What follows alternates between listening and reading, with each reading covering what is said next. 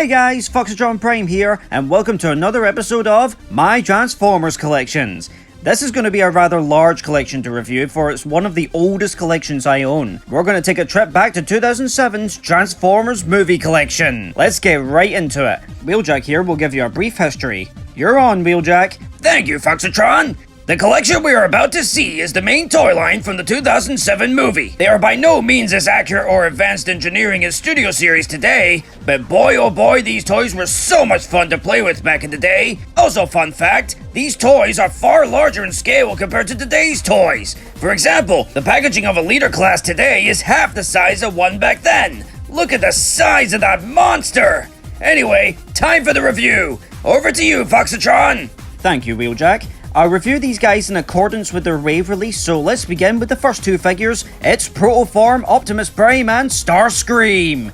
I believe these figures were exclusives to promote the movie before the main line came in. Honestly, even though these versions of the characters were not in the movie, well, except Prime, they look awesome in my opinion. Here is the first official wave of figures. We have Barricade with Frenzy, Deluxe Brawl, Classic Chimera Bumblebee, Jazz, Wreckage, Scorpanoc, Blackout, Ratchet, and Leader Optimus Prime. These are very cool figures. Granted, they are very bulky, but as a kid growing up, these figures were so much fun to play with. I get a really nice sense of nostalgia just seeing these figures. I mean, even though they're by no means screen accurate, but they are just really good looking figures. I have so many fond memories playing with these figures, especially even when I got them. Barricade specifically with Frenzy and Optimus Prime that my friend had, and I remember so many days playing with him and he was so much fun.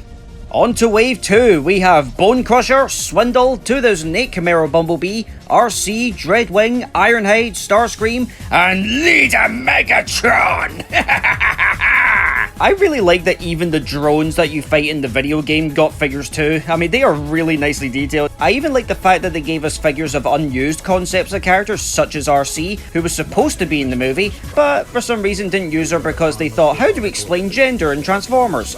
It really doesn't matter, no one cares. I know people have their issues with the leader class Megatron, but I for one really like him. I mean, he just looks like a vicious creature. I really like that design. It's waves 3 and 4. We got Final Battle Jazz, LONGARM, PAYLOAD, RECON Barricade with a blue Frenzy, DROPKICK, Voyager Megatron and Optimus Prime, Rescue Ratchet, THUNDERCRACKER, and finally, Leader BRAWL. I know people are divided on lazy repaints, but repaints for these figures were really cool back then, because we got unique versions of characters as well as G1 versions. Also, fun fact, the Final Battle Jazz is based on his appearance when he died, and he was my first Jazz, so yeah, my first Jazz was a corpse. That is actually quite crazy to think about, actually. I have no doubt in my mind the reason why Hasbro did a leader class Brawl is because they didn't realise how big he was going to be in the movie. Because I bet as soon as they saw the movie they thought, oh, Brawl was meant to be that big. Well, we better give him a leader class then. And I have to say, it's actually quite considerate of Hasbro to actually give us a leader class Brawl for rectifying their mistake. Very considerate, even for back then. Well, that does it for the first line of figures. On to the second line, which is called All-Spark Power. These figures, as well as the repaints, all had backstories on their cards, and apparently these figures all take place after the movie. Not canon, obviously, because we know Jazz never came back, and especially none of the dead Decepticons. Well, except for Megatron. Still, that's another story. It was actually a really fun idea to introduce new characters and story concepts based on the comics that were around at the time. So for the first wave of All-Spark Power, we have CAMSHAFT, CLIFFJUMPER, LANDMINE, STOCKADE, EVAC, Off-Road Ironhide, First Action Optimus Prime, and Leader Nightwatch Optimus Prime.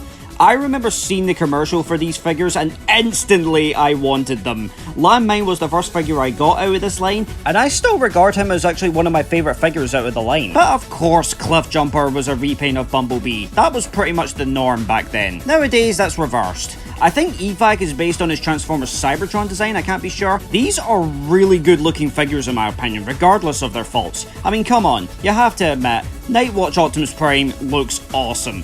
Now it is time for the next and final wave of All-Spark Power. It is OVERCAST, Jungle BONECRUSHER, Stealth Bumblebee, Salvage, INCINERATOR, and Leader Desert Brawl. Again, these figures look really good. I actually find it funny that Hasbro expected kids to believe that BONECRUSHER survived his so-called injury and came back in the form of this repaint. Well, to be fair, Megatron did lose his head in Dark of the Moon and somehow came back the next movie, so maybe they were always onto this. One thing that is absolutely certain, Stealth Bumblebee just looks amazing. I mean, you can't go wrong with Stealth Bumblebee. It has been adopted so many times throughout Transformers media, even onto Transformers Prime, which is awesome. Seriously, Hasbro, give us Stealth Bumblebee in the movies. And High Octane Bumblebee does not count. And that does it for the Allspark Power line. The next figures we're about to see are Walmart exclusives, and the next ones I believe are Toys R Us exclusives known as movie scene packs. Here are the exclusives from Walmart. We have Deep Space Starscream,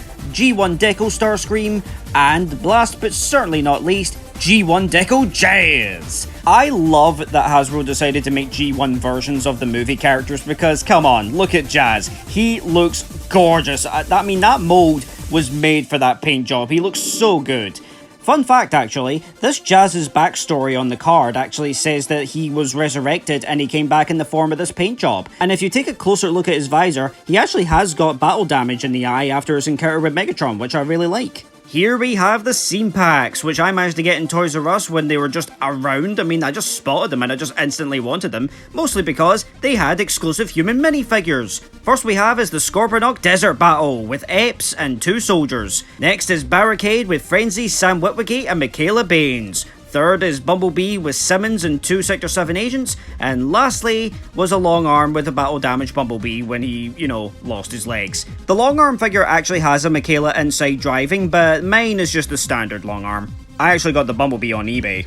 Now, just in case you guys are wondering, no, I did not own all these figures when I was a kid. That would be ridiculous. Some of them, yes, and some of them were handed down by my friend. As for the rest of the figures, I just got them on eBay a couple of years back, and I was very glad to finish this collection. Anyway, that is it. That was the entire 2007 movie collection. I've showcased a grand total of 45 figures and 9 minifigures from the scene packs. I used to have entire Transformers collections dedicated to all the movies, but I decided to sell them on eBay because I wanted to buy the newer figures such as Studio Series and the War for Cybertron trilogy, and if you ask me, that's a fair trade. But I'm glad I decided to keep the 2007 collection because not only were they a special part of my childhood, but they were the beginning of my love for Transformers overall, and will always have a special place in my memory. Thank you for watching, guys. I hope you've enjoyed this showcase. I've certainly had a good time looking back at this collection. I won't be doing another collection video, however, mainly because there are still collections yet to be finished. But let me know if you would like me to review what's left of my other Transformers movie collections. Follow me on Twitter, like and subscribe, and roll out!